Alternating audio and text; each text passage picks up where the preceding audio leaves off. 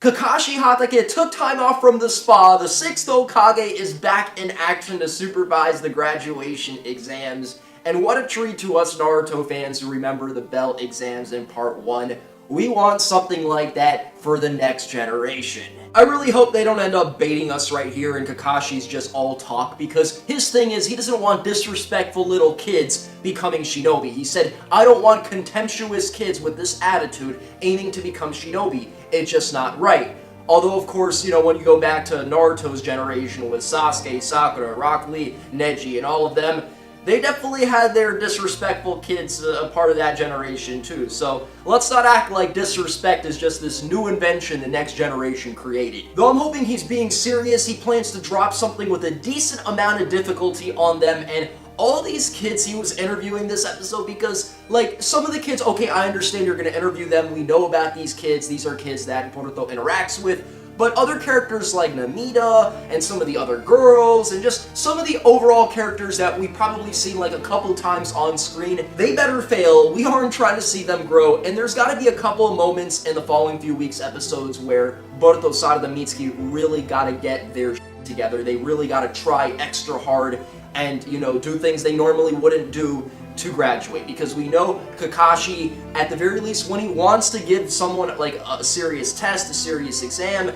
he can do it, right? The problem lies in the fact that the studios sometimes bait us with dramatic moments. They'll take characters we care about, present situations that won't ever happen, and this has happened already multiple times in the story. So I'm hoping this is actually going to be a legitimate graduation. We're going to see some actual good content right here. And I'm really, honestly tired of seeing all these kids either, you know, eating somewhere or on the computer, you know, playing video games. Like, I want to see some shinobi action. I understand this is a different world and, you know, the shinobi lifestyle isn't as vital as it used to be. In fact, a lot of people who acquire shinobi skills take up regular jobs because it's more practical. But I want to see them with the hidden leaf forehead protectors on, and at the very least, the shinobi who do want to become shinobis, I want them engaging in dark, dangerous situations. And something the last arc taught us with the new 7 Swordsmen of the Mist is that there's always going to be people who are not content with the peaceful times,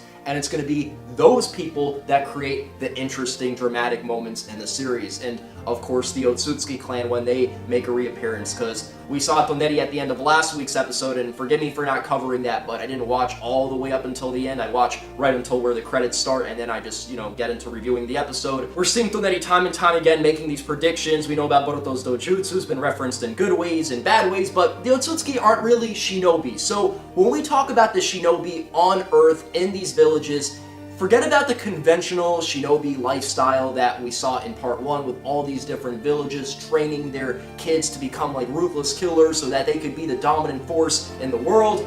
That's gone. The Elite Village already won in that department. Think about it kind of like ISIS. We're not going to get these major wars between countries anymore. We're going to get these little pockets of terrorists. And that seems to be the direction that the Boruto anime is going in, and it's going to be the job of these kids that want to become shinobi, that want to sort of follow the conventional path to take out those corrupt pockets of people, those terrorists, those bad guys. Would it be really cool if Kakashi still had the Mangekyo and he could pull out like a Suzuno or something in the middle of these exams and just mess with these kids? I mean, I know that's overdoing it. That would be absolutely awesome though. Like, you know, seeing Kakashi in his prime once again, even though, of course, he doesn't have the same powers, but if he did, I would love to see them again, because, you know, it's not every day we see Kakashi on screen, and if we do see him on screen, maybe let's see him shine a little bit. Now, there were people that didn't pick up on the fact that Tsukeya was indeed Kakashi at the beginning of this episode, disguised up as a journalist, but I remember back to the time of the OVA, and by the end of that OVA, you know, we see the mole, and it's like, there's nothing to Kakashi's, like, face. Like, you know, because throughout the series, we made all these different speculations. Like, could it be some major seal, some kind of scar? Like, what is he really hiding? Like, this would be so major and devastating that we would never look at Kakashi the same way. None of us really change our perspective on Kakashi at all. Because I remember the OVA so well, I remember Tsukeya. Not his name specifically, but his appearance, right? Kakashi disguised up. And I'm not gonna lie to you, throughout this episode, I'm like, what are they really doing? Like, what's the point of all this? Because, you see, before the graduation exams, all the kids, they gotta be, like, on video talking about their future, like, what they want to do, what they want to become. But it's still kind of slow, and we know about Sarada's goals. We know she wants to become Hokage. We know Metal wants to become someone like his father. We know Iwabe is inspired by Naruto. We know all of these things. I'd rather them explain these things in situations that matter.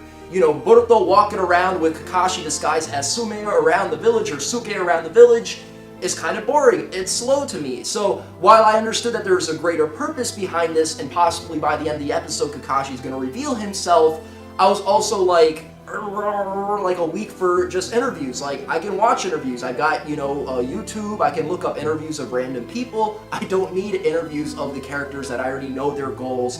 And that's why I feel like they switched over to Orochimaru halfway into the episode, him walking into the Hokage's office, because the studios realized, okay, like, you know, all of our viewers are probably going to be very bored of this material right now. It's so weird seeing Orochimaru in the Hokage office reporting about the data that Danzo left, like, good old Danzo, like, you and him were working together, and even Shikamaru, like, said, I don't fully trust you yet, and nobody should really fully trust him. But by the end, he walks out, and he's gonna walk around the village, despite the fact that everybody still hates Orochimaru, at least those who remember the sick and cruel things that he did, but obviously he's gonna be disguised. But what really gets to me is that this dude showed up to Mitsuki's parent conference, right? He took Mitsuki there, or, you know, they went together. I don't know how it all happened. But Naruto ain't even show up to the parent conference. And, like, I get it, you know, Boruto has two parents, Hinata has more free time, she could end up doing that. But I don't know, man. I feel like Naruto could have been there with his kid at the parent conference, because he's about to graduate, he's about to become a ninja, even if he himself doesn't really have any major aspirations to become a shinobi. There's something just a little bit unsettling about Orochimaru. Is he still up to something? Probably, right? And not necessarily to harm the Italy village, but he don't care. He's gonna do whatever he wants, and he's thankful that Mitsuki could be a part of Boruto's generation, but even Mitsuki's on some weird. Because you gotta understand, Mitsuki was designed, he was programmed, and we know he decided to forge his own destiny, but it's just a little bit weird that he's just so obsessed with Boruto. Like, there's some influences there, like, there's something in his program to be really interested in him. I don't know, because by the end of the episode, he's on some, like, Boruto, you know, I could have went to the Sound Village, like, I don't have to be here right now, but you know why I stayed? It's because of you. Like, they were about to drop something romantic on us, and you know me, like, I wouldn't mind seeing that, like Boruto and Mitsuki in a relationship, but I know that wouldn't be something everybody would want to see. And we know Boruto's sort of lost, he doesn't have any inspirations other than just having fun and being an idiot, but like, Mitsuki, I feel as if he needs some character development of his own. He can't just be here only because of Boruto. He could be interested in Boruto, but there's gotta be more to this guy. Other than that, don't have too much else to say about this episode. Pretty slow, especially the first half, and, you know, this episode was really mostly set up towards the graduation, but do you think the graduation is gonna be good on some Part 1 Bell exams, or not? Like, do you think they're just baiting